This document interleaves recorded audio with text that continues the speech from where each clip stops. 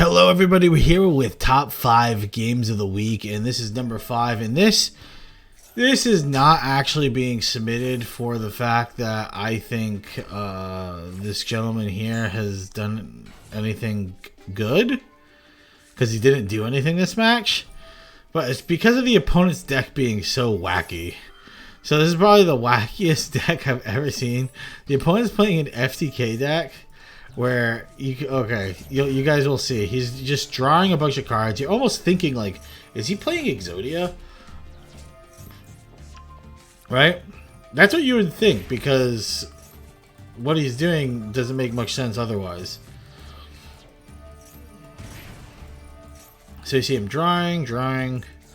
He's taking a bunch of damage from the chicken games and stuff. Boom, boom, boom. Drawing even more. Activates Performa Pop. Usually you see this card a lot with the OTK, the self OTK decks. So he's going to shuffle these cards back in.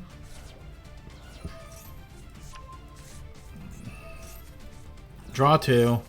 Now we're about to get to where the important part here.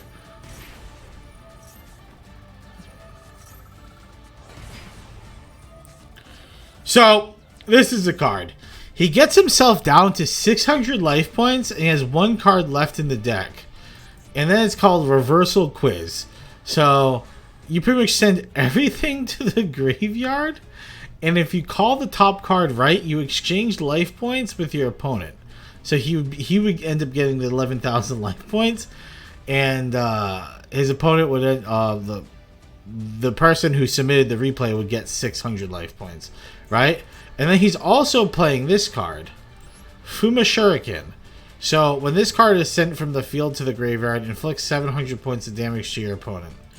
So I find this freaking hilarious. So the whole point of this combo is you just one-shot them with the Fuma Shuriken and you're guessing the right top card on the top of the deck. But the problem is, Sinstar, I'm sorry, but dude, you need a deck tracker, because if you had something like this, where you can keep track of your deck, you wouldn't get this wrong. He says spells, it's not spells, and then it's already over. GG. Hello, we're here with the top 4th game of the week. And we're here with Grave, new submitter, which is pretty awesome. Just like the last person is someone named G433 in the Discord. Also someone new at submitting. So yeah, this I had to put this up here. This, like, bravo. Like, this deck is really interesting, and I think you guys are gonna really like it. So he's playing Mech Knights, right? And you guys might be saying, well, there's no way he does anything. He just got max seed, yada yada. Dude, just watch it. It's a really thing of beauty. Uses purple to fetch out Indigo. Indigo lets him use it to move so he can summon blue. Blue actually doesn't do anything because his opponent has nothing. Then he goes into Spectrum, and you're like, okay, well, his turn has to be over. There's really not much else he could do. Boom, he summons Gearsu. Gearsu is going to send a World Legacy card to the graveyard, and then here comes Blade Master. Blade Master is going to set up the field spell. Now, let us take a peek at what the fuck this field spell does, because, alright, so once per turn, you can discard a Mech Knight or World, draw 1 card. You can banish 8 Mech Knight monsters from with different names from your graveyard or face up on the field. Send your opponent's entire hand and extra deck to the graveyard. So, yeah, we're going to continue watching this. He only needs to hit a few more Mech Knights at this point. He adds World Legacy Memory. Plays the World Legacy Memory. Special Summon Orange. Goes into another Morning Star. Then he activates. You just drew... What did he draw? He drew like, what? Like almost like 15 cards? 10 cards? He's playing against Despia. Can Despia do anything if they lose their entire extra deck? Asking for a friend. He's lucky he had cards that just trigger, so he's able to like add certain cards because he just has them. Polymerization. I mean, it's going to get real desperate here. He has that Brandon in red, though, so he's going to be able to shuffle back a fusion monster. If I'm not wrong. So he's going to shuffle back the fusion monster. Here we go. Goes into Branded Fusion. Branded Lost. Polymerization. Despia Cortius. I mean, this is just hilarious to me.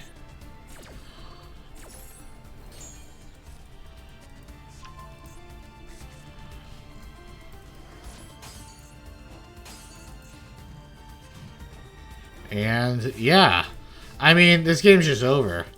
Especially top decking Blue Sky is just absolutely disgusting too. On top of this, because first of all, the opponent, you know, he's playing Mech Knights. You've seen him summon fucking 30 Mech Knights. Why are you not playing around it? Adds 2. Free as hell. Adds another Blue Sky. Bam.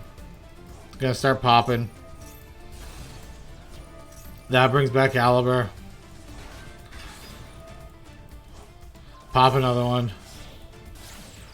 Here comes Lib. Lib is nuts. But who else is nuts? Avermax. Avermax is also nuts. Shuffle. And he just concedes. I mean, it's going to be very hard to out an Avermax without an extra deck playing Despia. What are you going to do? Like normal summon Tragedy and try and beat him over 400 attack? I thought it was pretty crazy. That's why I wanted to show it. I thought it was hilarious. Hello, this is Game of the Week number 3, and we got Genasagiri, which is someone who's submitted multiple times before. They normally went by a name of Noel Silva. Zachary Flaves inside the Discord. And he's been trying to play the Subterra game, and I gotta say, I mean, you're playing against Tearlaments. It's gonna be a tough match. But you opened 3 evenly matches. So I gotta imagine it's not gonna be the end of the world. Now that's pretty rough. Herald of Orange Light, when it's a 1-of, discard Agito. That's pretty AIDS. You know how much more tilting that's gonna be when Agito goes to 1 and like your opponent still has that in their opening hand? It's gonna be the most tilting shit ever. There's Rhinoheart. He's going to be able to pretty much full combo. The scary thing is this is all happening in the battle phase. But he doesn't actually fuse. I wonder why. Maybe he was afraid of the evenly match that was going to come. Maybe he had a prediction line here. He's probably thinking to himself, like, surely my opponent wouldn't have 3 evenly matches. Like, that makes 0 sense. There's no way they got it. He ends up grabbing Heartbeat because he knows he's playing against Subterra, and Subterra has usually like a decent amount of back row. So here's Rukelios. Sprite Elf, I like this, I like this.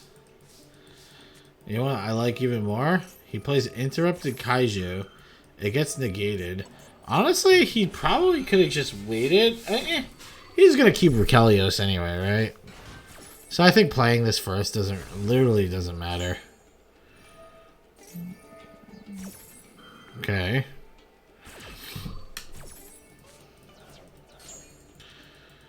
Fuse. Here comes Egyptian God Slime. Egyptian God Slime is a weird one. I've seen this more. I've seen this like not. This isn't the first time I've seen it. I don't understand why you would go into this. Maybe it's because it's an aqua and it's a fusion. I don't know. Kind of bizarre. So he's gonna use Heartbeat just to make his field smaller, and then he's getting Kaiju, which doesn't bring back Rukelios because it's a summon. It's the cost of the summon. So there can only be one. There can only be one is not obviously crazy right now, but it is very good against his deck. So all he has to do is, okay, this Kaiju is actually gonna be kind of nutty. Summons a Kaiju, gets Fiendus, flips, summons Giru, kills that. flip, flip. Yeah, he's fucked. He's like actually fucked. There's no shot. He flips it, suicides. I assume that's his way of surrendering. Pot. Okay, this is just BM. I don't think you need the pot here. I think you have lethal. 4, 8, 16. Yeah, this should have been lethal. Now it's not. I hate when people don't do lethal when they have it. It's like, what do you think his face down's gonna be? Like, if his, like, no cap, if his face, no cap, you guys hear that? I'm so hip. If this face down was evenly matched, right, he literally would have gave him, actually, I mean, he has Fiendus, right? Yeah, I'm pretty sure this negates it. Yeah, it doesn't matter, I guess. It literally doesn't matter, but if this was evenly matched and he didn't finish it and he didn't have Fiendus for some reason in his hand, he would have just lost everything. It would have been rough. But I guess it doesn't matter when you have Fiendus, right?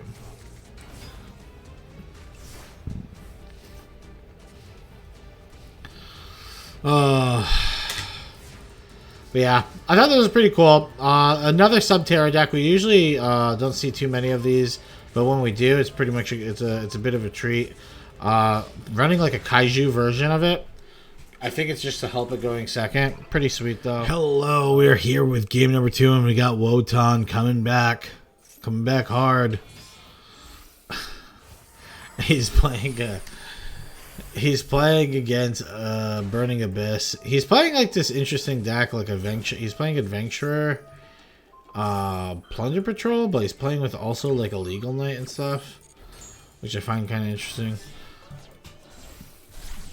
I think he's just trying to do Randy proud, who's our Plunder Patrol aficionado inside the Discord. But yeah, the Discord link is down below if you guys want to join. Pretty cool. You guys can submit replays there. You know. I think my voice cracked a little. Kind of disturbing, really. Alright, so Imperm is obviously going to be a good choice here. He just Imperm the IP. So there's going to be no nightmare plays that he can do. And he has the right. So, I mean, it's pretty GG from this point, I would assume. At least you would assume, right? But remember, small mistakes can cause big things to happen. Graph is going to activate to pop the Wandering. He's got to negate. He uses this to search back Wandering, sends back Draco, and then boom, add bounce, bounce. Bounce back illegal.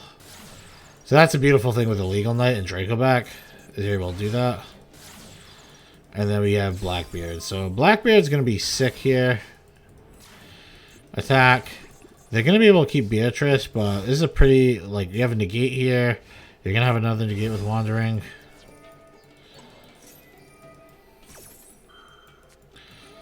And then he's going to play Illegal Knight.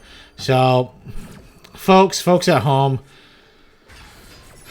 tell me what went wrong here. It's not immediately noticeable, but you have 2,000 attack on all these monsters, and he plays a Legal Knight, which he's probably going to activate this turn. He plays it in attack, which normally, I guess it's not the worst thing in the world, but it does give him free reign to crash it in once he uses it. And you're going to see it being quite devastating. Goes into another Beatrice, goes into combat, Illegal Knight, change it back. Crashes it into the Wandering, and then plays evenly. Yeah, like I said, like little mistakes sometimes can lead to like the most devastating boards. So now he went from being in a dominant position to actually being behind a lot. Because he only has, like, he's pretty much in top deck mode. Because he doesn't even really have anything too much in the graveyard to even do. I mean, summoning Graph here doesn't really do anything. Not really sure why we do it. But we summoned Graph. Here comes Plunder Patrol. Now, you know what's fucking hilarious about these Burning Abyss monsters? If you have any monster on your side of the field, besides Burning Abyss, they just, when they pop, they pop immediately. So if you guys don't know, the new ship makes tokens on both sides. So you can actually just kill Graf with the token. Then Graf activates, sends Farfa, Farfa pops. But then he steals this to summon Blackbeard. Plunder Patrol is pretty wacky, not gonna lie. Plunder Patrol's got a lot of wacky things. He plays this, negate. That's gonna be a GG and a scoop. Good job. I thought that was a pretty funny game. Hello, we're here with the top replay of the week, and we have Lightning, who is also our tournament winner from Friday. Man, back to back, winning everything at this point, right? Number one wherever he goes. So we got Hudgens coming in here. Runic doing some random Runic shit. Nobody cares. Playing Tearlaments 2, kind of cringe. Mills 3, whiffs it. It's weird because it's a whiff, but it's not a whiff because once he activates one spell, he's gonna draw 3. So it's like, it's not the greatest, but it's also not that bad. So we're gonna have Pot of Desires here, draw 2. Ashuna is gonna come out.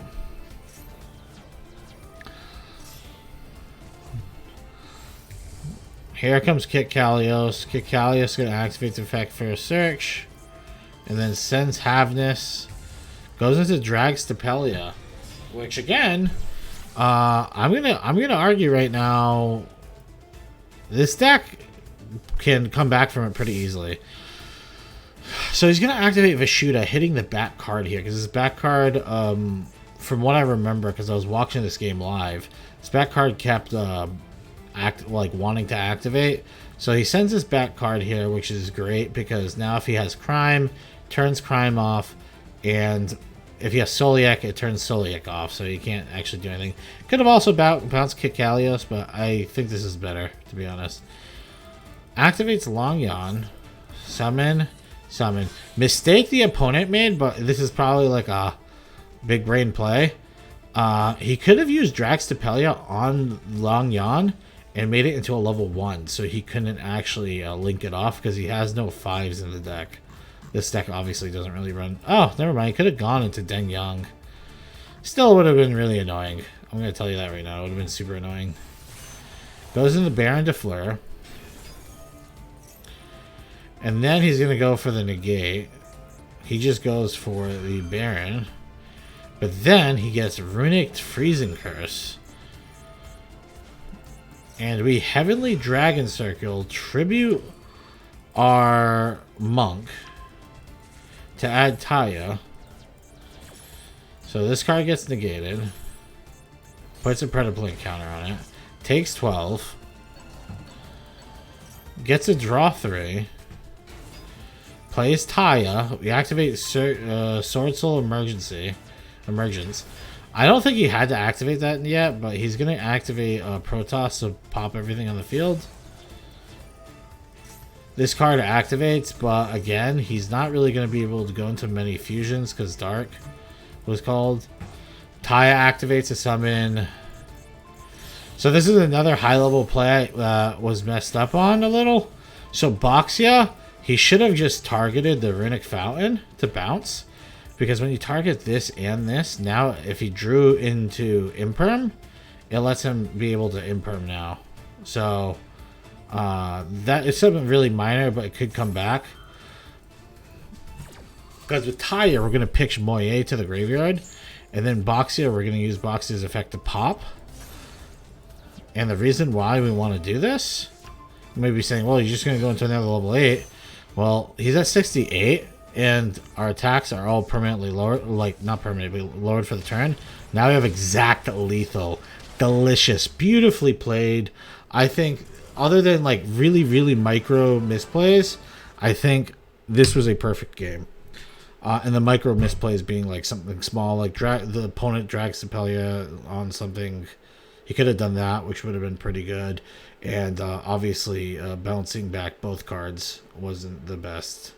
But other than that, I thought that was terrific, and I hope you guys enjoyed that.